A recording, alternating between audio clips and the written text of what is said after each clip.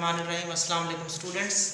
Second year आपके biology के chapter number 27 का लेक्चर नंबर 13 है और टॉपिक है आपका man's impact on the environment, इंसान का माहौल के ऊपर असर। मैन्स इम्पैक्ट ऑन इन्वायरमेंट, इंसान का माहौल के ऊपर असर, ये आपका टॉपिक है। Modern man is called Homo sapien. जो मॉडर्न इंसान है उसे आप साइंसी नाम क्या देते हो?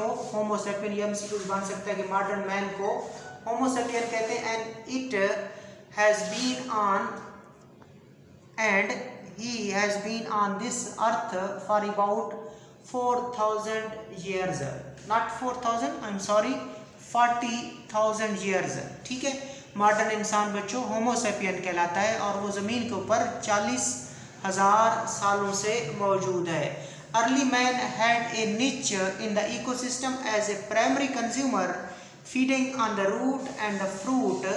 सो जो अर्ली मैन था उसकी जो निच थी, यानी कि उसका जो प्रोफेशन था, उसकी जो खुराक थी, वो किसके तौर पर काम करता था? प्राइमरी कंज्यूमर के तौर पर काम करता था। याद रखिएगा, प्राइमरी कंज्यूमर वो जानवर होता है जो कि पौधों से खुराक हासिल करे, जो कि प्रोड्यूसर से खुराक हासिल करे। लिहाजा पहले वाला जो इंसान था उसकी निच प्राइमरी कंज्यूमर थी, लिहाजा पौधों से खुराक लेगा और पौधों में किस चीज़ से? रूट से और फ्रूट से खुराक लेगा। लेटर बिकेम सेकेंडरी कंज्यूमर, बाद में वो सेकेंडरी कंज्यूमर बन गया, यानी कि प्राइमरी कंज्यूमर को खाने लग गया, हर्बीवोर को खाने लग गया, जानवरों को खाने लग गया। सो बाद में ये सेकेंडरी कंज्यूमर बना। And predator in hunting and killing his prey. तो लिहाजा जब सेकेंडरी कंज्यूमर बना तो उसमें प्रीडेटर आते हैं और फिर शिकार करना होता है और प्रे करना होता है। किसको? किल, हंटिंग करनी होती है और किल करना होता है अपने प्रे को। शुरू में वो पौधों से खुराक लेता था। जब पौधों से खुराक ले कोई भी जानदार तो उसे आप प्राइमरी कंज्यूमर कहते हो। और रूट से खुराक लेता था पौधों की और फ्रूट से खुराक लेता था। बाद में वो सेकेंडरी कंज्यूमर बन गया। ठीक है, और सेकेंडरी कंज्यूमर वो होते हैं जो प्राइमरी कंज्यूमर से खुराक लेते हैं और प्राइमरी कंज्यूमर को हर्बीवोर भी कहते हैं। सो वो जानवर जो हर्बीवोर को खाए, वो जानवर जो प्राइमरी कंज्यूमर को खाए, वो सेकेंडरी कंज्यूमर कहलाता है। और सेकेंडरी कंज्यूमर को प्रीडेटर भी कहते हैं। और प्रीडेटर हंटिंग करते होते हैं और किल करते हैं किसको? अपने प्रे को। प्रे वो जानवर होता है जिसे पकड़ा जाता है, मारा जाता है और खाया जाता है। प्रीडेटर वो जानवर होता है जो बड़ा होता है, जो मारता है, पकड़ता है, मारता है और खाता है। एज मैन इवॉल्व, जैसे जैसे इंसान तरक्की करता गया, ही चेंज्ड हिज निच, उसने अपनी निच को, अपने प्रोफेशन को, अपनी जॉब्स को चेंज किया इन the ecosystem. Communities of plant and animal were also modified. इसलिए पौधों की जो कम्युनिटीज थी और जानवरों की जो कम्युनिटीज थी वो भी क्या होती गई? मॉडिफाई होती गई, तब्दील होती गई। Human culture commenced over 5000 year ago. इंसानी सकाफत कब शुरू हुई? 5000 साल पहले। इंसानी सकाफत कब शुरू हुई? 5000 साल पहले कमेंस हुई, शुरू हुई, leading to the development of the industry. और जैसे ही इंसानी सकाफत 5000 साल पहले शुरू हुई तो उसके बाद किसकी बुनियाद पड़ी? इंडस्ट्री की डेवलपमेंट की बुनियाद पड़ी। Technology and modern medicine during the last 200 years. तो याद रखिएगा, एमसीक्यूज हैं कि इंसानी सकाफत कब शुरू होती है? 5000 साल पहले। सही है कि ह्यूमन कल्चर कमेंस का मतलब होता है शुरू होना। So human culture commenced over 5000 year ago. इंसानी कल्चर 5000 साल पहले शुरू हुई थी, leading to the development of industry, technology and modern medicine during the last 200 year. दो एमसीक्यूज हैं डिफरेंट कि कल्चर कमेंस हुई 5000 ईयर अगो। अब कल्चर के शुरू होने के बाद आहिस्ता आहिस्ता इंडस्ट्री की डेवलपमेंट हुई, टेक्नोलॉजी की डेवलपमेंट हुई और मॉडर्न मेडिसिन की डेवलपमेंट हुई। इन तीनों की डेवलपमेंट कब हुई? तकरीबन आज से 200 साल पहले, 200 ईयर अगो किसकी डेवलपमेंट हुई? इंडस्ट्री की, टेक्नोलॉजी की और मॉडर्न मेडिसिन की। जबकि कल्चर कब कमेंस हुई? 5000 साल पहले। Modern man was able to modify external environment. जो मॉडर्न मैन है, जदीद जो इंसान है, वो इस काबिल था कि वो अपने बैरूनी माहौल को तब्दील कर सकता है। By constructing houses to live, कैसे तब्दील करता है? रहने के लिए वो घर बना लेता है। मेकिंग क्लोथ टू वेयर, पहनने के लिए कपड़े बनाता है। And releasing heat energy from the fossil fuel, और फॉसिल फ्यूल को जला के हीट एनर्जी को माहौल में रिलीज करता है। सो मॉडर्न मैन अपने माहौल को, आउटर माहौल को, एक्सटर्नल माहौल को तब्दील करता था। कैसे करता था? क्यों? क्योंकि वो रहने के लिए घर कंस्ट्रक्ट करता था, making cloth to wear and releasing heat energy from the fossil fuel so that the physical environment would not affect him. ये हम रहने के लिए घर क्यों बनाते हैं, हम पहनने के लिए कपड़े क्यों बनाते हैं, और हम फॉसिल फ्यूल से एनर्जी क्यों हासिल करते हैं? ताकि ये जो फिजिकल इन्वायरमेंट है, ये जो हमारा माहौल है, एक्सटर्नल इन्वायरमेंट है, हमें नुकसान ना पहुंचाए। नुकसान ना पहुंचाए तो हम ये सारी चीज़ें करते हैं, रहने के लिए घर, पहनने के लिए कपड़े और एनर्जी हासिल करने के लिए फॉसिल फ्यूल का इस्तेमाल करते हैं। So making it possible to live in the almost any climate. So ऐसी चीज़ें करके हम किसी भी माहौल में ज़िंदा रह सकते हैं, किसी भी माहौल में सर्वाइव कर सकते हैं, क्योंकि हम माहौल को अपने मुताबिक, अपने आप को माहौल के मुताबिक ढाल लेते हैं। ठीक हो गया? ये सारी चीज़ें हम इसलिए करते हैं ताकि माहौल हमें इफेक्ट ना कर सके और हम किसी भी क्लाइमेट में क्या कर सकें, हम वहाँ पे रह सकें। आगे चलते हैं। पॉपुलेशन एक्सप्लोजन, नाम से ज़ाहिर है आबादी का धमाका, आबादी यानी कि एक्सप्लोजन, पॉपुलेशन एक्सप्लोजन, आबादी का बढ़ना, सिंपल मतलब है इंसानी आबादी का बढ़ना, that is called population explosion. Many of the problem of the world are caused are made worse by increasing human population. याद रखिएगा स्टूडेंट्स कि आजकल जितने भी प्रॉब्लम हैं या पहले की प्रॉब्लम मौजूद है, अब वो ज़्यादा बदतर हो गया है, उस सब के पीछे पॉपुलेशन एक्सप्लोजन का हाथ है। और पॉपुलेशन एक्सप्लोजन का मतलब है increasing human population. Increasing human population is called population explosion. और इस पॉपुलेशन एक्सप्लोजन से, इस इंक्रीजिंग ह्यूमन पॉपुलेशन से जो प्रॉब्लम है, या तो वो पैदा हुई हैं या कोई और प्रॉब्लम थी, तो इंक्रीजिंग पॉपुलेशन की वजह से वो और वर्स हो गई है, बदतर हो गई है, और भी खराब हुई है। So many of the problem of the world are made worse by an increasing human population. आगे चलते हैं। Demography. Demography is the study of human population.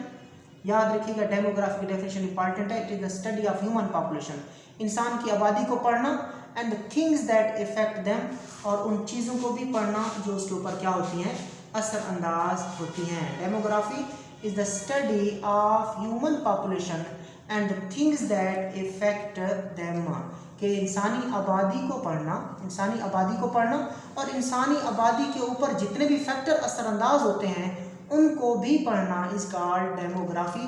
Definition clear किया आपने, study of human population and the things that effect the human population is called demography. The population of the Pakistan was 32.5 million at the time of independence in 1947। Pakistan कब आज़ाद हुआ? 1947 में। और 1947 में पाकिस्तान की जो आबादी थी 32.5 मिलियन थी। ठीक है, 3 करोड़ 25 लाख आबादी थी हमारी तब, जब हम आज़ाद हुए थे, हमारा मुल्क पाकिस्तान बना था, तब हमारी आबादी कितनी थी? 3 करोड़ 25 लाख, जिसको मिलियन में बोलते हैं 32.5 मिलियन। याद रखेंगे। It has now increase to around 150 to 160 million people in the year 2000। अब 2000 में ये आबादी कितनी हो गई थी? ये बढ़ के तकरीबन 15 करोड़ से 16 करोड़ हो गई।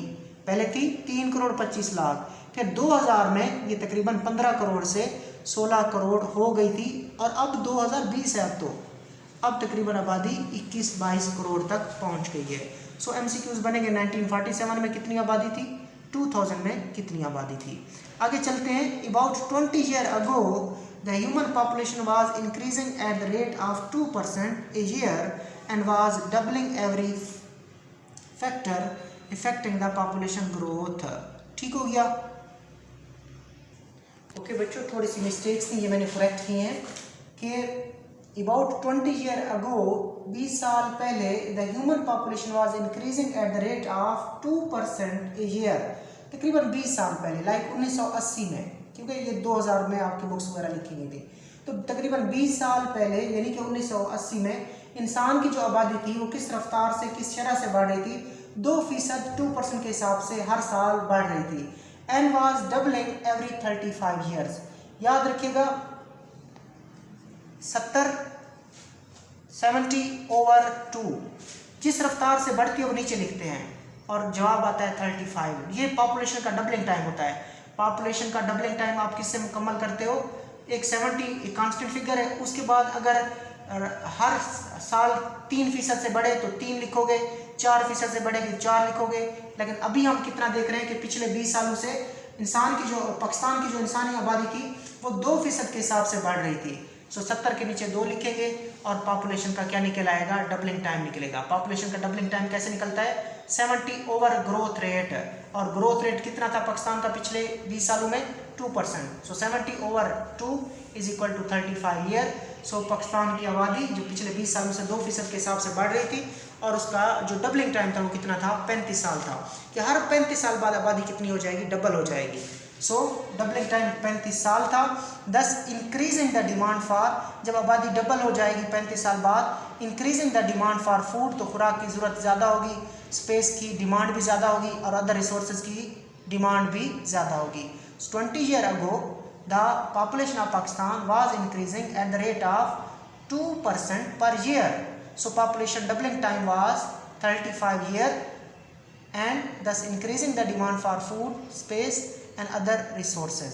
There are various factors, बहुत सारे फैक्टर्स होते हैं इफेक्टिंग द पॉपुलेशन ग्रोथ, जो पॉपुलेशन की ग्रोथ पे असरअंदाज होते हैं। बहुत सारे अवामिल होते हैं, बहुत सारी चीज़ें होती हैं, बहुत सारे फैक्टर होते हैं जो पॉपुलेशन की ग्रोथ पे असरअंदाज होते हैं। कौन कौन से?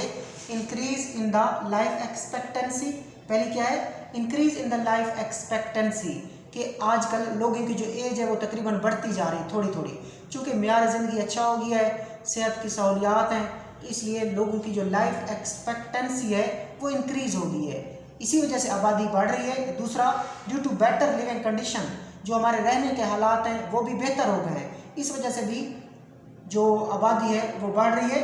एजुकेशन, तालीम की वजह से भी आबादी बढ़ रही है। बेटर फूड, बेहतर खुराक की वजह से भी आबादी बढ़ रही है। और 5वें नंबर पे बेटर मेडिसिन, अच्छी अद्वियात की वजह से भी आबादी बढ़ रही है। बहुत सारे फैक्टर्स होते हैं जो पॉपुलेशन के ग्रोथ रेट के ऊपर असरअंदाज होते हैं। आपसे पूछा जाएगा name the factor which affect the growth rate, population growth rate, what are the factor, name the factor which affect the growth rate of the population, जो पॉपुलेशन के ग्रोथ रेट पे असरअंदाज होते हैं। आप कहेंगे पहला, इंक्रीज इन लाइफ एक्सपेक्टेंसी, ठीक है, सॉरी बच्चों, कि लाइफ एक्सपेक्टेंसी बढ़ गई है, ज़िंदगी जो इंसान की है बढ़ गई है। वो क्यों बढ़ी है? आप यहाँ से आप स्टार्ट करोगे, इंसान की लाइफ एक्सपेक्टेंसी क्यों बढ़ी है? वो इसलिए बढ़ी है due to better living condition, education, better food and better medicine. इन 4 चीज़ों की वजह से लाइफ एक्सपेक्टेंसी बढ़ी है। ऑफ लाइफ एक्सपेक्टेंसी के बढ़ने से जो पॉपुलेशन है वो भी बढ़ चुकी है। तो ये आज आपका टॉपिक था, man's impact on the environment, population explosion, demography. अल्लाह हाफिज़।